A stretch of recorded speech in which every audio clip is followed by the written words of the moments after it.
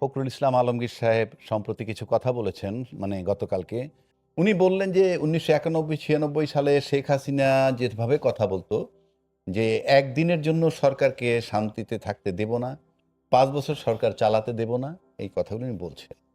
মানে আমার বক্তব্যটা হলো যে সরকারের মাত্র ৫ মাস বোধহয় এখন চলছে, শেষও হয়নি। মানে ঠিক এই সময়ের মধ্যে এই ধরনের বক্তব্য দেওয়ার মতো পরিস্থিতি হলো কিনা? হলে কিভাবে হলো? মানে এমন কি রোল এই বিরোধী দল বলতে আমাদের এখানে আলোচক হিসাবে বিরোধী দলের বলতে মোস্তাফিজ আছে এবং জামাতও বিরোধী দল। মানে এমন কি ঘটলো বা এমন কি বক্তব্য রাখলো যেটার থেকে ফখরুল ইসলাম সাহেব এই অভিযোগটা উত্থাপন করলেন? আপনাকে অসংখ্য ধন্যবাদ এবং আপনাকেও শুভেচ্ছা জানাই যে আপনি নিজেও একজন আলোচক ছিলেন। এই মুহূর্তে যারা আসলে অপোজিশনে রয়েছে, তাদেরকে মানুষ অপোজিশন হিসেবে ওই অর্থে মানতে পারতেছে না। তাদের কাছ থেকে দেশের জনগণ অনেক কিছু প্রত্যাশা করেছিল। যদিও অনেকে এনসিপির যে ৬ জন সংসদে আছে, তাদের নিয়ে প্রশংসা করে। তবে এই প্রশংসা আবার জামাতের অন্তর্জালার কারণ। জামাতের এমপিদের সংসদে যে ভূমিকা, সেটি অত্যন্ত দুর্বল ভূমিকা।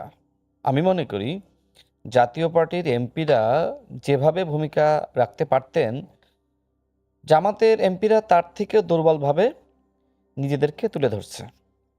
যে কারণে জামাতকে দেশের মানুষ বিরোধী দল হিসেবে মনে করতে পারছে না। দেখেন, আরেকটি বিষয় হলো যে জামাতের আমির তিনি কিন্তু সংসদে বলেছেন যে আমরা সংসদে যে আলোচনা করব, সংসদের আলোচনা আর বাইরের আলোচনা আমাদের ভিন্ন রকম হতে হবে। বাইরে আমরা অনেক কথা বলবো, কিন্তু সেটা আবার সংসদে আলোচনা করব না। নিশ্চয়ই আমাদের মাননীয় মন্ত্রী জনাব মির্জা ফখরুল ইসলাম আলমগীর সাহেব সেটি বললেন যে আপনারা সংসদে আসেন, আমরা আলোচনা করি, কথা বলি। কিন্তু সংসদে আপনি মিষ্টি ভাষায় কথা বলবেন, আপনি এরকম একটা ভান করবেন যে আপনি মনে হয় মাছ উল্টিয়েও খাইতে পারেন না। আচ্ছা, আমি মাঝখানে কিন্তু মাঝখানে আমি একটা প্রশ্ন করি। আপনি বলছেন মানে জামাত পার্টিকুলার জামাতের কথা বলেন, বিরোধী দল হিসাবে তাদেরকে মানুষ গ্রহণ করতেছে না, এটা একটা কথা বলছেন। আরেকটা বললেন জাতীয় পার্টির চেয়েও তাদের অবস্থা খারাপ, মানে জাতীয় পার্টি যেভাবে ছিল। কিন্তু আপনি আমি আমরা বোধহয় সবাই মানে বিরোধী দল হিসেবে জাতীয় পার্টি কিন্তু গৃহপালিত জাতীয় বিরোধী দল বলতাম, বা আপনারাও বলতেন বিরোধী দল, মানে গৃহপালিত বিরোধী দল। পাশাপাশি জামাতকে বিরোধী দল হিসেবে মানতে চাচ্ছে না মানুষ। এই মানুষগুলো কারা? কারণ আমরা যদি সাধারণ দেশের জনগণকে ধরি, তাহলে এই জনগণের ভিতরে কোন মানুষগুলো তাদেরকে একসেপ্ট করছে? কারণ বিএনপির লোক আছে, আওয়ামী লীগের লোক আছে, জাতীয় পার্টির লোক আছে, এনসিপির লোক আছে, জামাতের লোক আছে। জামাতের লোক জামাতের সমর্থন করবে, তাহলে কোন মানুষগুলো তাদেরকে? আচ্ছা, শোনেন, জামাতের লোক বলতে যারা জামাতের কর্মী তারা না, দলের বাইরেও আহ, একটা অংশ থাকে যারা প্রকৃতপক্ষে সম্ভাবনা দেখে একটা দলকে ভোট দেয়। নির্বাচনের আগে মানুষ মনে করেছিল যে এদেশের শিক্ষিত মানুষ জামাত এবং শিবির করে এবং তারা ভালো ডিবেট করতে পারে, তারা এদেশের সংবিধান আইন সম্পর্কে ভালো জানে। সেই বিশ্বাস আমার কাছে মনে হয় আপনারও ছিল। কিন্তু জাতীয় সংসদে তাদের যে দুর্বল ভূমিকা, আমি সেটাই বলেছি যে আইন সংবিধান এটি নিয়ে জাতীয় পার্টির এমপিদের যে ধরনের জ্ঞান ছিল, জামাতের এমপিদের তার ধারে কাছেও নাই। আমি সেটাই বলেছি। এই জন্য জামাতের কাছ থেকে মানুষের যে প্রত্যাশা পূরণ হচ্ছে না। তো যে সময় আসলে একটি শক্তিশালী বিরোধী দল বাংলাদেশে থাকবে না, সে সময় কিন্তু গণতন্ত্রের জন্য হুমকি হবে, ক্ষতি হবে। যে কারণে যে দল প্রকৃতপক্ষে রাষ্ট্র পুনর্গঠন, রাষ্ট্রের পরিবর্তন এবং একই সাথে গণ অভ্যুত্থানের যে আহ, শক্তি, সেই শক্তিকে এগিয়ে নিয়ে যাওয়ার জন্য কাজ করবে।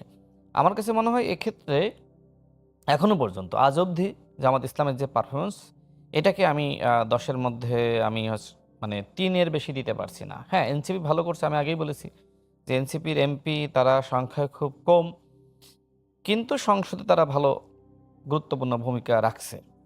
ঠিক একইভাবে যদি জামাত ইসলাম রাখতে পারতো, তাহলে এই বিরোধী দলকে মানুষ আওয়ামী লীগের বলা যায় যে ওই রকম একটি বিরোধী দল হিসেবে মনে করত। এখন আমাদের বিএনপি সংগ্রামী মহাসচিব যে কথা তিনি শুরুতে বলেছেন, আজকের এই আলোচনার বিষয়বস্তু যদি আরেকবার আমাকে স্মরণ করিয়ে দেন, আমি ভুল যদি না করি। হ্যাঁ, মানে বিরোধী নেতারা হাসিনার ভাষায় কথা এক্স্যাক্টলি। বলছেন। তো আমি এটি মনে ছিল, তারপরে আমি শিওর হলাম। দেখেন, শেখ হাসিনা যে ভাষায় মানে কথা বলতো, তাই না? এদেশের যারা অপোজিশনে ছিল বা যারা মজলুম ছিল তাদেরকে তিনি একদমই গুরুত্ব দিতেন না। ঠিক এই মুহূর্তে জামাত ইসলাম তারা ইতিহাসের সবথেকে বেশি তারা আসন পেয়েছে। এই বিরোধী দল হওয়ার পরেই তারা সরকারি দলের সাথে জুলুম শুরু করেছে এবং রাষ্ট্র পুনর্গঠনের পথে অন্যতম বাধা হয়ে দাঁড়িয়েছে। তারা তুচ্ছ তাচ্ছিল্য করা, নানানভাবে হুমকি দেওয়া, এমনকি সর্বশেষ তারা নিজেদেরকে জুলাই গণঅভ্যুত্থানের মাস্টার মাইন্ড হিসেবে দাবি করছে।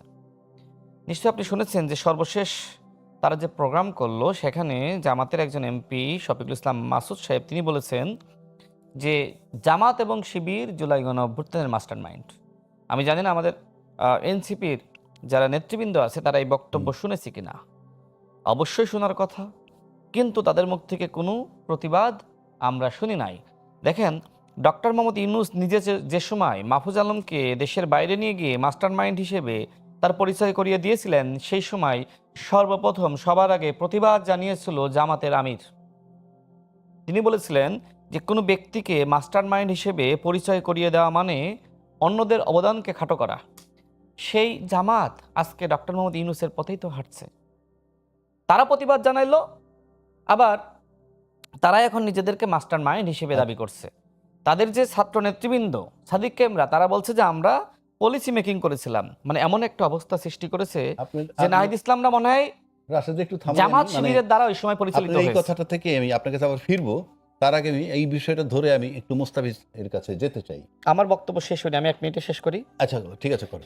তো যেহেতু আহ, জামাতের যে আচরণ, হুমকি, গালিগালাজ এবং গালিগালাজকে এক ধরনের প্যাট্রোনাইজ করা, যেমন এর আগে জামাতের আমির নিজেই কিন্তু মাননীয় প্রধানমন্ত্রীকে নিয়ে নাসিরুদ্দিন পাটোয়ারি যে ভাষায় কথা বলেছিল তার সহধর্মিণী এবং কন্যাকে নিয়ে, এরপরে তিনি নাসিরুদ্দিন পাটোয়ারিকে ইঙ্গিত করে জাতীয় সংসদে দাঁড়িয়ে তিনি প্রতিবাদ জানিয়েছিলেন এবং তিনি বলেছিলেন যে এই ধরনের ঘৃণ্য বক্তব্য যারা মাননীয় প্রধানমন্ত্রী এবং তার পরিবারকে নিয়ে দিবে তাদের বিরুদ্ধে আইনানুগ ব্যবস্থা নেওয়ার দাবি তিনি জানিয়েছিলেন। সেই জামাতের আমির এখন নাসিরুদ্দিন পাটোয়ারিকে পাশে বসিয়ে তিনি তার প্রশংসা করছেন। মানে কি, নাসিরুদ্দিন পাটোয়ারি তুমি যা বলতেছো করতেছো বলো। নাসিরুদ্দিন পাটোয়ারির বক্তব্যগুলো যদি আপনি দেখেন, সে মন্ত্রীদেরকে তুই তুকারি করে মানে এমন ভাষায় কথা বলেছে যেগুলো আসলে এখানে রিপিট করার যোগ্য না। এবং সর্বশেষ বিএনপি সংগ্রামী মহাসচিবকে নিয়ে যে মন্তব্য করেছে আপনিও জানেন আমিও জানি, নতুন করে আর না বলি। তো এরপরে বলেন যে রাজনৈতিক যে সংস্কৃতি, আপনি নিশ্চয়ই আমাদের বয়সে course, ছিলেন, আমি দেখেছেন, আপনার তাই না? এগুলোকে শেষ করি, লাইনটা শেষ করি। হ্যাঁ। আর এখনকার যে সংস্কৃতি, আমার কাছে মনে হয় যে গণঅভ্যুত্থানের পরে আমাদের রাজনৈতিক সংস্কৃতি যেভাবে উন্নত হওয়া দরকার ছিল, বরং আমরা লক্ষ্য করছি বিপরীত অ্যাঙ্গেলে বরং আরও খারাপ হয়েছে। আমাদের ভাষা, আমাদের আচরণ, আমাদের হুমকি, আমাদের অসহযোগিতা, আমাদের নগ্নতা, সেটা আওয়ামী লীগকেও অনেক সময় হার মানাচ্ছে। কারো কারো ভাষা, কারো কারো বাক্য, কারো কারো হুমকি। এই জন্য আজকে বিএনপির মহাসচিব এই কথা বলেছেন যে আপনাদের কারো কারো ভাষা ঠিক শেখ হাসিনার মতন। শেখ হাসিনা যেভাবে জুলাই গণঅভ্যুত্থানের সময় আন্দোলনকারীদেরকে রাজাকারের বাচ্চা বলল, আর এখন আপনারা যে ধরনের কথা বলছেন, আপনারা একটু চিন্তা করেন তো। আপনারা বলছেন শব্দের বিপরীতে শব্দ। এনসিপির অনেকে দেখলাম ফেসবুকে লিখেছে যে ঠিক আছে নাসিরুদ্দিন পাটোয়ারি সে শব্দ বোমা ছাড়তেছে, আপনারাও এইভাবে আপনারা শব্দ বোমা ছাড়েন। আমি দেখেছি তারা লিখতেছে।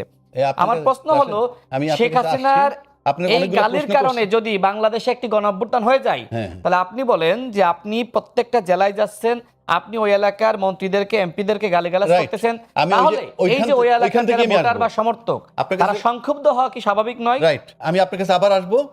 আমি ঠিক এই জায়গাটা থেকে শুরু করতে চাই। আচ্ছা মোস্তাফিজ, আপনি দেখেন কতগুলা অভিযোগ উনি করেছেন। 1 নম্বর, আপনারা আওয়ামী লীগের মতো আচরণ করছেন এবং কোন কোন জায়গায় আওয়ামী লীগকে ছাড়িয়ে যাচ্ছে। আমার সব অভিযোগ কিন্তু তাদেরকে নিয়ে না। আমি কিন্তু আগেই তাদেরকে বলেছি যে তাদের ভূমিকাও গুরুত্বপূর্ণ আছে। আমি জামাতকে নিয়ে বলেছি। তারপরে ধরেন বাক স্বাধীনতা থাকুক বা রাজনৈতিক বক্তব্য দেন, সেখানে তো একটা সীমাবদ্ধতা থাকবে।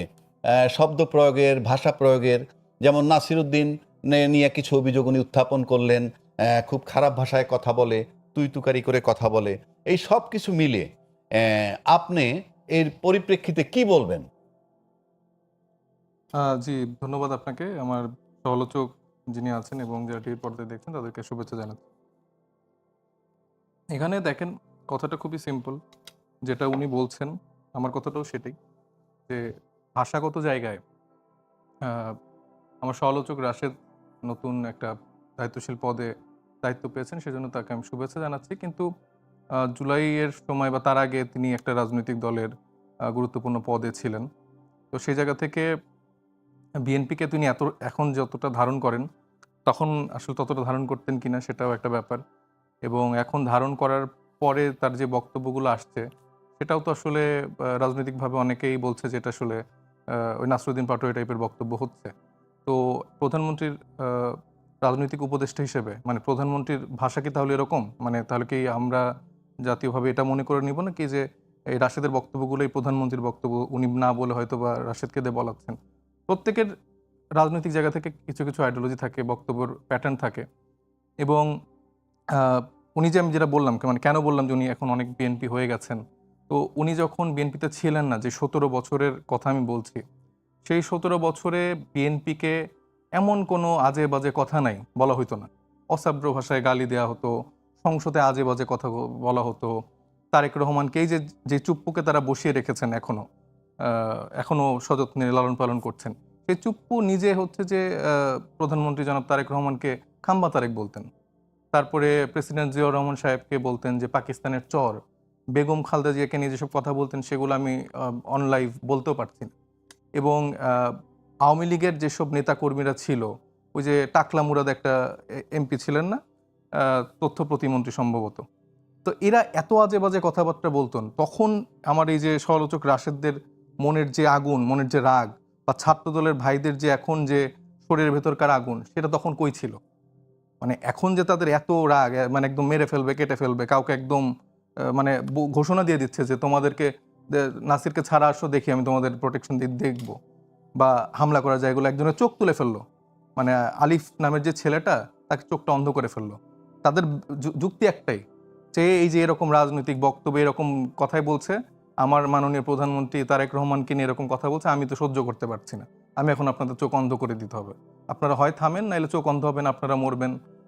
এর বেশি তো আসলে সুযোগ নাই। তো আমার কথা ১৭ বছর ধরে তাহলে আপনাদের এই ক্ষমতাটা কই ছিল? আপনাদের ওয়ার্ডে, ওয়ার্ডে এত নেতাকর্মী, এই যে এখনকার এই যে এত রাশেদ যারা নতুন করে বিএনপিতে একদম সক্রিয়, কঠোর, প্রভাবশালী নেতা হয়ে উঠছেন, আপনাদের এই আগুনগুলা কই ছিল ১৭ বছরে? ১৭ বছরে আমরা দেখি নাই যে একটা আওয়ামী লীগের কোনো নেতাকে ফুলের টক আপনারা দিতে পারছেন। পলায়, পলায় থাকতেন। আপনারা এই বিভিন্ন চরে, বিভিন্ন বনে বাজারে পলায়, পলায় থাকতেন। মানবেতর জীবনযাপন করতেন যারা তৃণমূলের। আর যারা হনু টাইপের নেতা, তারা তো বিদেশ, কেউ লন্ডন, কেউ শিলং, কেউ অমুক-তমুক দেশে তো নিজেদের সেফটি সিকিউরিটি এনশিওর করে ছেলে-মেয়েকে পড়াশোনা করার ব্যবস্থা করে দিয়ে সেটা তারা মেইনটেইন করত।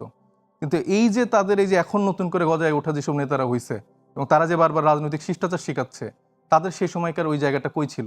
এখন নতুন, নতুন ক্ষমতা এসে খুব মানে ক্ষমতার এখন গরম হয়ে গেছে। ৬ মাসের মধ্যে এখন সব খুব মানে গরম দেখাচ্ছে। এই গরমের রাজনীতি যদি করতে চায়, মানে আমার সমস্যাটা কোথায় দেখেন? আমি বলছি যে এই যে সারা দেশে ভুতুড়ে বিদ্যুৎ বিল আসছে। আজকে একটু আগে আমি দেখলাম যে সেই মন্ত্রণালয় থেকে, সেই দপ্তর থেকে একটা বিজ্ঞপ্তিও দিছে যে রাজনৈতিক নেতারা এইসব ভুল মিথ্যা দিচ্ছে। আপনি যে এই যারা টিভিতে দেখছে, আপনি কমেন্ট সেকশনগুলো একটু বললেন যে আসলে আপনারা পাচ্ছেন কিনা? আমরা মাঠে তো জরিপ করতে যাচ্ছি। সেখানে তো দেখতে পাচ্ছি যে প্রত্যেকটা জায়গায় এরকম ভুতুড়ে বিল আসছে। গ্যাস নাই, গ্যাসের তীব্র সংকট, বাসাবাড়িতে রান্না-বান্না হচ্ছে না। এগুলো তো বাংলাদেশের মানুষ ফেস করতেছে। মানে গ্যাসের যারা সিলিন্ডার গ্যাসের গাড়িতে চলাচল করছে, তারা গাড়ি মানে গ্যাস ভরতে পারছে না। তেলের দাম বেড়ে গেছে। তারপরে আপনার এখন নতুন করে যে এই সংকটটা তৈরি করা হচ্ছে, এটা নিয়ে একটা সিন্ডিকেট করে দেখা যাবে যে গ্যাসের দাম বাড়ায় ফেলতেছে। তো এই সমস্যাগুলো যখন আমরা সম্মুখীন হই, এটা যখন আমার যেকোনো ধরেন যশোরে গেলাম বা আমি সিরাজগঞ্জে গেলাম, সেখানকার এলাকার স্থানীয় নেতারা এই জাতীয় সমস্যাগুলোর সাথে যখন তাদের সমস্যাগুলো আমাদেরকে বলতে বলছে, তো সেটাকে আমরা অ্যাড্রেস করব না? আমি হয়তো সুন্দর করে সাবলীল ভদ্র ভাষায় কথা বলছি। আরেকটা নেতা তো ধরেন তার মতো করে বলবে। চাঁদাবাজকে চাঁদাবাজ বলবে, চোরকে চোর বলবে, গডফাদারকে গডফাদার বলবে। ঠিক আছে, এইটা যখন বলে হ্যাঁ। তখন তাদের গাজালা না, পড়া না, করে। আমি বলি তখন ধরেন এই মুহূর্তে পার্লামেন্ট নাই, আবার পার্লামেন্ট বসবে। এই যে পার্লামেন্ট নাই আবার পার্লামেন্ট বসবে, এর মাঝখানের যে সময়টা, এই সময়টা যেমন ধরেন এই যে গ্যাসের বিল বাড়ছে বা বিদ্যুৎ বিল বাড়া নিয়ে যে আলোচনা, এগুলো যদি ভৌতিক বিল হয় কিংবা সরকার যদি গায়ের জোরে বাড়ায় থাকে, সেটা কি কোনো ফোরাম নাই আপনাদের আলোচনা করার? মানে বিদ্যুৎ মন্ত্রীর সাথে দেখা করে যে ভাই আপনি যে বিদ্যুৎ বিলটা বাড়াইলেন কোন লজিকে, কি যুক্তি? এই যে আমরা তো এবং এই সেই আলোচনাটা আমি বলছি মন্ত্রীর সাথে কি বসার সুযোগ নাই? মানে পার্লামেন্ট যখন বসবে তখন পার্লামেন্টে আলোচনা করলেন, কিন্তু পার্লামেন্টের বাইরে কি মন্ত্রীদের সাথে বসে সেটা আলোচনা করা যায় না? তারপরে বাইরে এসে প্রতিবেদন দিতে পারেন না যে আমরা গেছিলাম, উনি যৌক্তিক ব্যাখ্যা দিতে পারেন নাই এবং সুতরাং আমরা এই জন্য আন্দোলন করি আপনি বিদ্যুৎ বিল কম। তারা তো সেই রকম কোনো রাস্তার খোলা রাখছে না। আপনি সংসদের বাইরে তারা এইরকম কোনো আলাপ আলোচনা করার জন্য তাদের ব্যক্তিগতভাবে কোনো সময় নেই। মানে এই আলোচনাগুলোর জন্য আমরা চেষ্টা করেও পারছি না।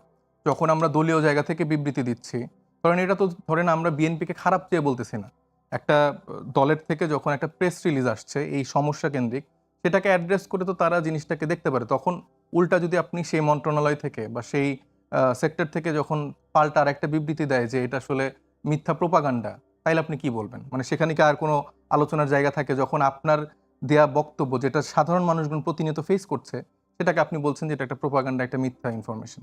তো সেটাকে আপনি আলাপ আলোচনা কতদূর চালাবেন? আচ্ছা, এবং এই কথাগুলো যখন আপনি মানে জনগণের কথাগুলো আপনি বলছেন, কঠোর ভাষায় তো আপনার বলতে হবে। কারণ তাদের তো চামড়া আসলে এই ৬-৭ মাসে গন্ডারের চামড়া হয়ে গেছে। আপনার কঠোর ভাষায় বললেও তাদের আসলে গায়ে লাগছে না। আচ্ছা, গায়ে না লেগে উল্টা ধরেন নিজেদের মতো করে বিবৃতি দিচ্ছে, নিজেদের কোনো বার্তা দিচ্ছে। মির্জা ফখরুল ইসলাম আলমগীর সাহেব বলছে যে, "না, এত কঠোর কেন বলবে? আমরা তো ১৭ বছর ক্ষমতার বাইরে ছিলাম। ৬ মাসের মাথায় কেন আমাদেরকে নামাই দিতে চাইবে? ঠিক আছে। আমাদেরকে আরো আদর যত্ন করে লালন পালন করে আমি আরো ১৭ বছর আমি আমাদেরকে ধারণ করেন।" মোস্তাফিজ আপনার কাছে আমি আসবো।